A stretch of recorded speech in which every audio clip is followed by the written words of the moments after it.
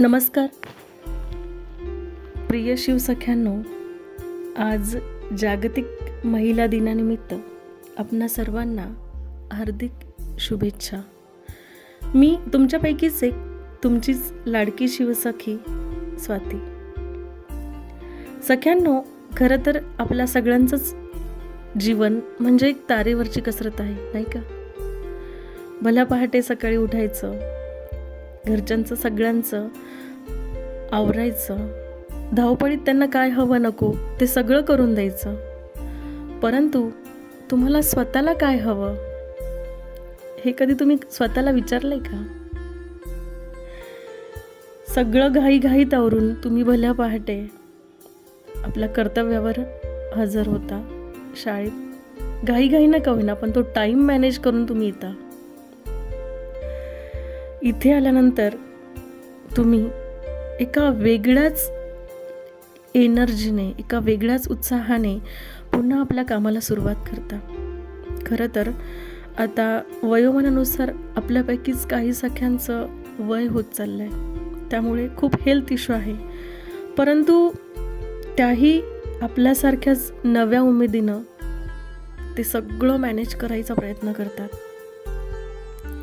तुमच्या सगळ्यांबरोबर काम करता करता एक गोष्टींची परत जाणीव झाली. आपल्यापैकी काही सख्या आहेत ज्यांच्या लेकरांना बरं नसतं, त्यांचे काही हेल्थ इश्यू असतात, त्यामुळे त्याही रेस्टलेस झालेल्या असतात, परेशान असतात. परंतु ज्या वेळेला त्या शाळेत येतात त्यावेळेला मात्र ते सगळं दुःख विसरून त्या आपलं कर्तव्य अगदी प्रामाणिकपणे करीत असतात.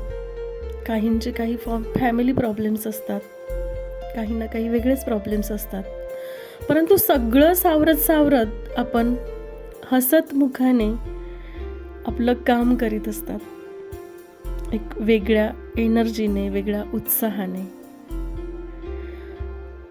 आपण सगळ्यांचं सगळं करीत असतो, कारण आपण एक आई आहोत, आपण एक स्त्री आहोत.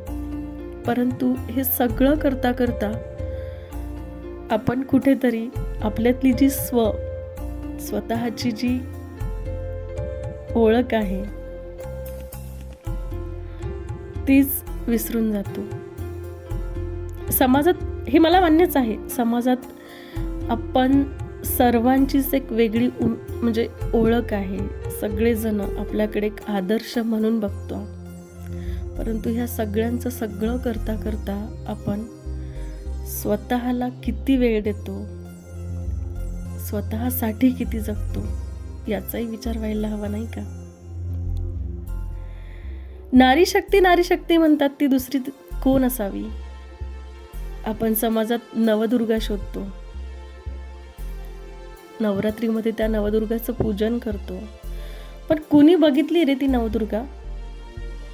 माझ्या मते तर ती नवदुर्गा म्हणजे आपण सगळे आहोत, आणि आपण आपल्यालाच पूजावं इतक्या महानही आपण आहोत. म्हणूनच या जागतिक महिला दिनी आपण सर्व नवदुर्गांना मी नतमस्तक होऊन पुन्हा एकदा शुभेच्छा देते.